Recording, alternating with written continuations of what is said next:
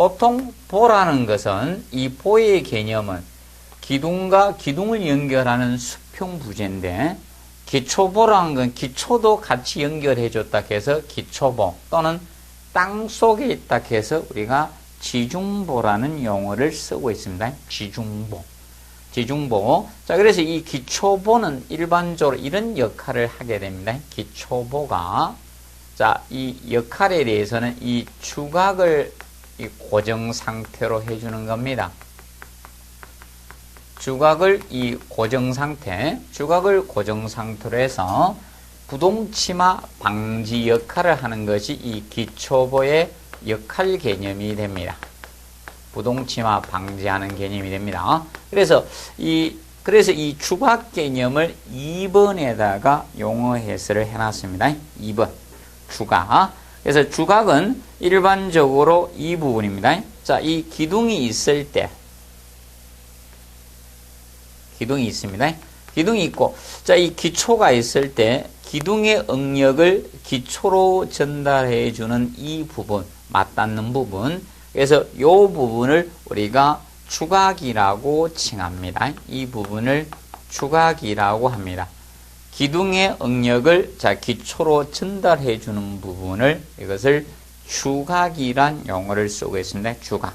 그래서 응력이라는 것은 응력 개념, 응력은 또는 부재력이라고도 하고요. 부재력, 응력 또는 부재력. 자, 응력은 이것을 보통 기본적인 응력이라고 합니다. 자, 어떤 물체가 있을 때 여기에 하중 힘이 작용합니다.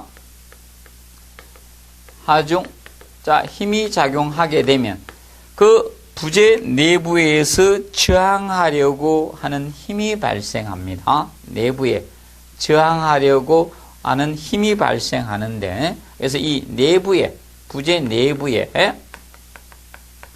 내부에 저항하려고 생기는 힘이죠. 저항하려는 힘입니다.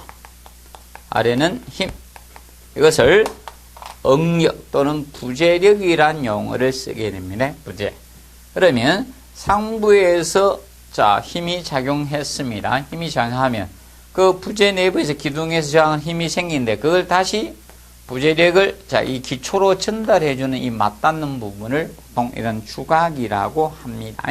주각 부분.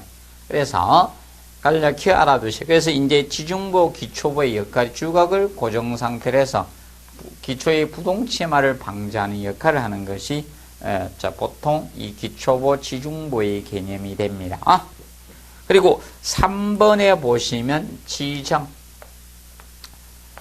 자, 이 지정 개념, 지정이라는 것은 이것을 지정이라고 합니다. 자, 이 기초나 지반을 보강하기 위해서 우리가 설치되는 부분을 우리가 지정이라고 칭합니다. 지정. 그럼 지정 개념은 이렇게 보시면 되겠습니다. 여기 기초가 있다.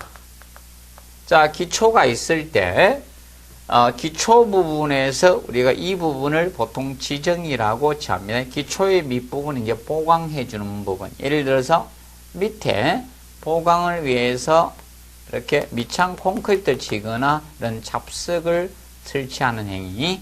자, 이것이 지정입니다. 지정.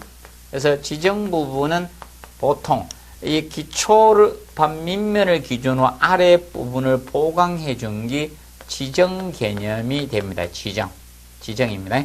사람으로 치면 발바닥 아래 우리가 신발을 신거나 양말을 신는 것이 지정과 같이 이런 기초나 지반을 보강해 주는 부분을 우리가 지정이란 용어를 쓰고 있습니다. 지정.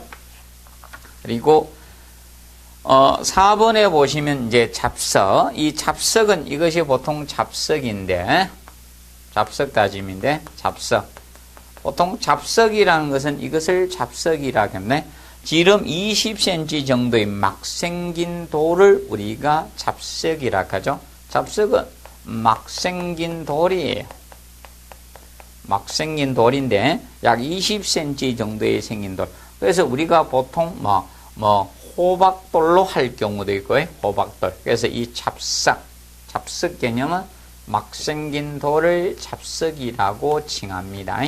20cm 정도 전후 되는 정도의 막 생긴 돌을 우리가 잡석이란 용어를 쓰고 있습니다. 보통 건물을 지을 때, 자, 이 잡석을 왜 우리가 설치하게 되는가 하면, 잡석을 설치해주고, 그 위에다가 밑창 콘크리트를 치고 나서 위에다 기초를 합니다. 기초 부분을 설치하죠. 그래서, 최근에 여러분들 뭐 드라마 이런 걸 보시면, 뭐 집을 지어주는 경우 있죠. 그러면 보통 지정을 해놓고, 그 위에다 기초. 최근에 뭐 김병만 씨하고 이렇게 집 지어주는 역할을 하는 드라마도 있죠. 거기 보시면 어떻게 되는가 하면 밑창 콘크리트를 절고 이제 기초를 갖다가 공장에 찍은 거 아니고 조립해서 하는 경우가 나오는데, 그래서 이 밑창 콘크리트 이런 것이 보강해 주는 부분입니다. 그러면 보통 잡석 지정을 먼저 해주고 그 위에다가 밑창 콘크리트를 우리가 쳐주죠. 이런 것들이 지정이고 밑창 콘크리트 개념됩니다. 그래서 간략히 알아두시고요. 그 다음에 5번에 보면 사춤. 자, 이 사춤이라는 것은 보통 이것을 사춤이라 합니다.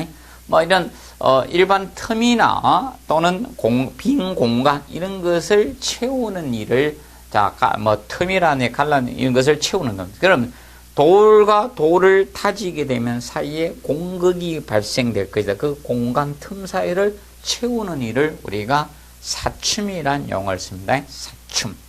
그래서 큰 돌 다지니까 공극이 생긴다. 거기 채워주는 걸 사춤이라고 보시면 되겠습니다.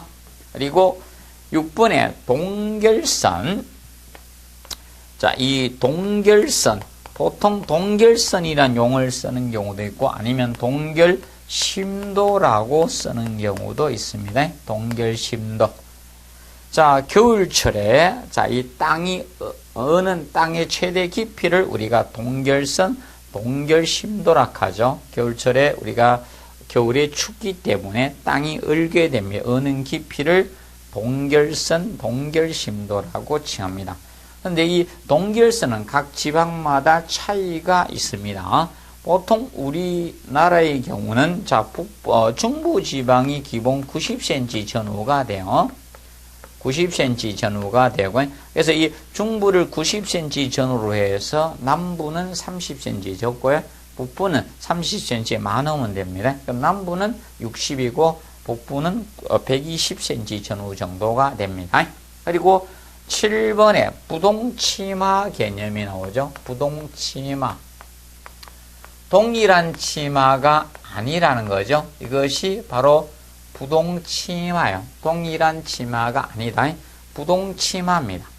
부동치마는 예를 들어서 이 토목 쪽에서는 부등을 쓰는데 여기는 건물이, 토목은 땅이고 건축물에서는 바로 건물이 추가되기 때문에 약간 개념이 다릅니다.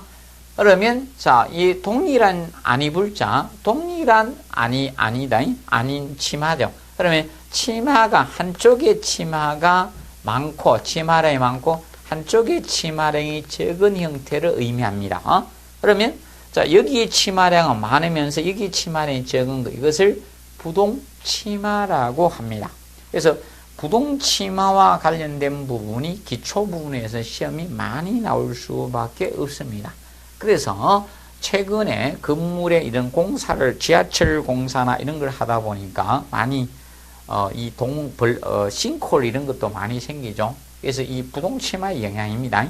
그래서 이 부동치마, 한쪽이 치마가 많이 되고 한쪽이 치마가 적게 되는 현상을 부동치마라고 합니다. 그럼 부동치마가 생기면 어떤 문제점이 생기는가 하면, 이렇게 한쪽 부분으로 이렇게 처지다 보니까 건물이 이런 형태가 되죠. 그럼 한쪽으로는 잡아 당겨지죠. 이미 이렇게 돼요. 그 반대 방향으로는 이렇게 건물이 압축이 되는 거예요.